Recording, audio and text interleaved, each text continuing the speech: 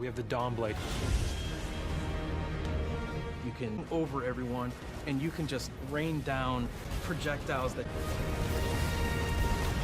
What's up, guys? It's your boy Adoptionism here, bringing you guys my DAWNBLADE subclass review for Destiny 2. We just had the reveal this past Friday, and then it's kind of a lot of information has been thrown at us over the weekend. So I really hope you guys enjoy my review on all the skills and everything that's slightly changed about the normal layout that we're used to. So I hope you guys really enjoy. Let me know what you guys think in the comment section, how this build or how this class will be.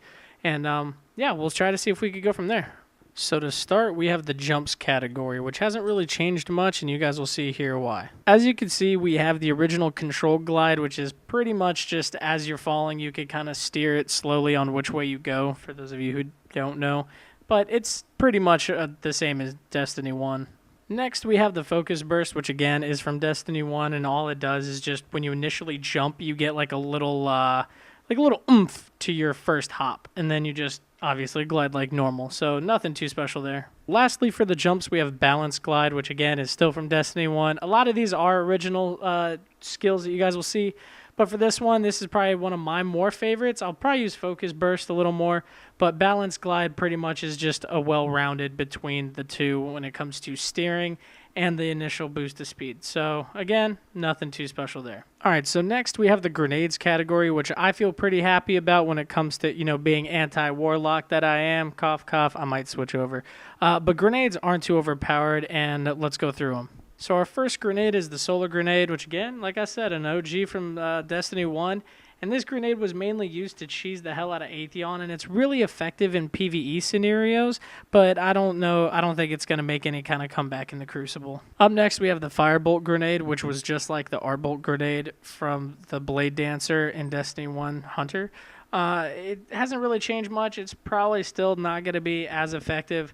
Most people are probably going to still go with the fusion grenade, which is up next. Like I just said, the fusion grenade's back. It's not going to be as effective again with Crucible, but who knows? With Destiny 2 coming out, just like how Destiny 1 did, there's probably going to be a lot of patches and buffs here and there throughout the early release date. So yeah, let's check out the melees category. All right, so here we have the melee category, both of which seem kind of original towards Destiny 1, but they are placed a little differently because of the layout of the skill trees and stuff. So maybe they're interchangeable with the supers and everything, but we'll figure that out at a later date. So here's the melees for now. So first up, we have Igniting Touch, which is a powerful melee ability that ignites enemies and causes them to explode.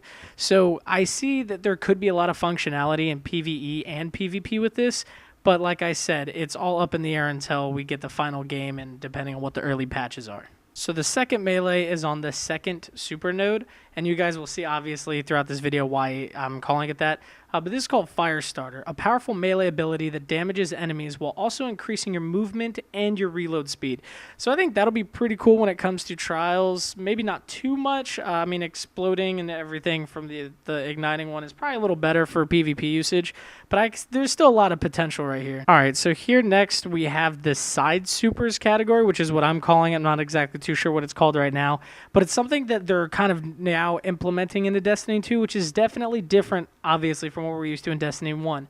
And the reason why I call it a side super is because it's a pretty significant, I wouldn't say significant, but it's a very special ability that isn't overpowered or isn't anything.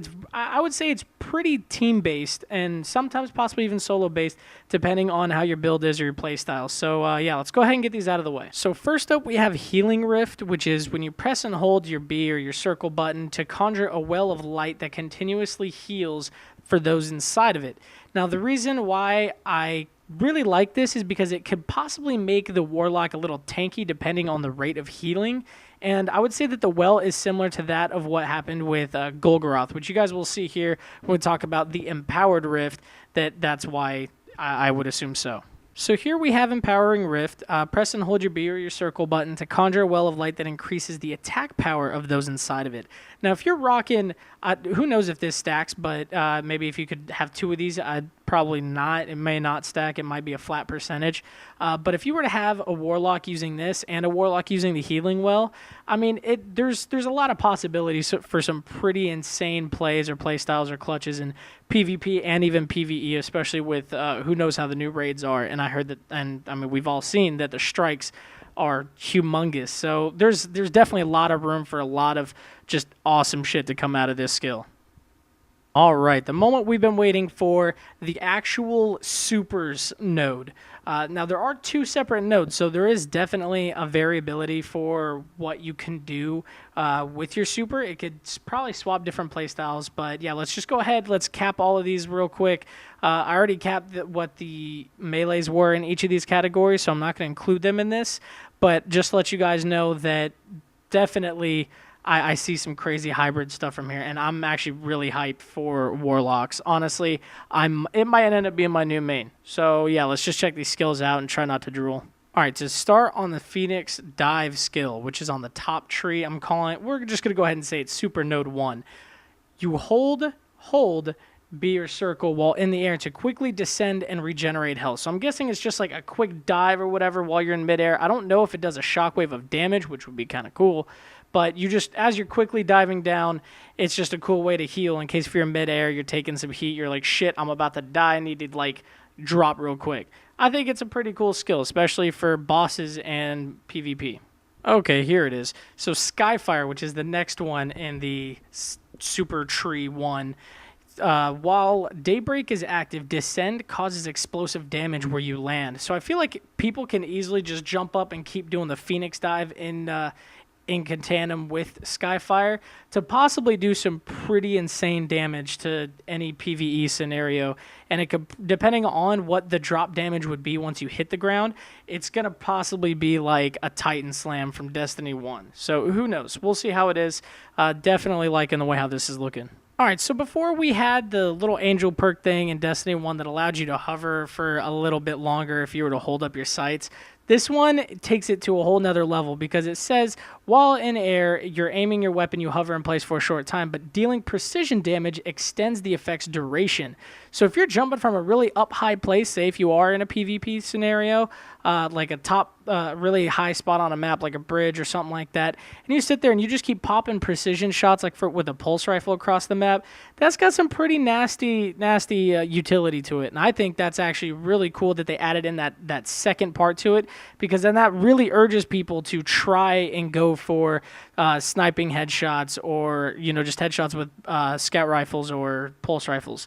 So again, a lot of utility. I really like the way how this build is turning out to look. All right, so here we go. This is going to be the last section of the video and of the skill trees and everything. This is the second super node in Destiny 2 for the Warlock DAWNBLADE. So let's give this thing a shot and see what we all think. All right, so Wildfire. Engage your enemies mid-flight, fire weapons, and throw grenades while gliding. So this is exactly like, I would say, is kind of like the current one that we have, but who knows, maybe this one allows you to where you don't have to, oh yeah, there it is. You don't have to hold up your sights to do this. You just have to be shooting, and again, you could be throwing grenades, so obviously you're not ADSing, and you can still glide while doing so. So again, man, they are really stacking a lot of utility and a lot of these different passives and skills now. I'm liking the turnout, not gonna lie. All right, guys, so knowing that our super is called Daybreak, I see a shitload of possibility for either abuse or some amazing stuff to come out of this. Killing an enemy with Daybreak extends its duration. Now, who knows? The duration could be by half a second, a full second, 2 seconds, 3 seconds. Either way, this could make the DAWNBLADE, the Warlock, overpowered as shit again. Cough, cough. Kind of saw that coming. Just kidding. I'm not going to hate too much because I honestly really have a lot more respect for Warlocks now. But honestly, a super that can last the more and more you get kills, it's going to be stupidly amazing in PvE for sure. PvP, again, is definitely questionable with it only being 4v4 teams. So, yeah, again, just keep your mind open. All right, so lastly here we have Blazing Dash, which pressing BB or circle while mid-air to dodge. It kind of sounds like Shadow Step. I think I heard somebody say something about Twilight Garrison. I don't know. I never used that on the Titan, so I'm not too sure. Please let me know in the comment section. But honestly, I think that'd be cool, again, if you can also do your hovering and everything, that there's going to be like a lot of aerial PvP battles just between Warlocks, which might be pretty cool, but also get really tiresome and probably become a nuisance. But who knows? Again, it all depends on playstyle, community, and obviously weapons and everything too. So I think it's okay, but I definitely say the top node is more my favorite, to be honest. But again, guys, please let me know down in the comments section what you guys think. This is going to wrap up the video. I really hope you guys enjoyed it. I did try to put a lot of work into doing this. I know it's been a while since I've actually really tried to put a lot of work into a video. But this one, it's just, I'm really enjoying it. Destiny is definitely bringing me back to life and wanting to post more content for you guys. So I really hope you enjoyed the video. Please leave a comment, like, please follow me on Twitter and Twitch and everything else. You know, it's all in the description. And let me know what you guys think about the new skills for Destiny 2. And until next time, guys, it's been your boy Dop. Thanks for watching. Peace the fuck out.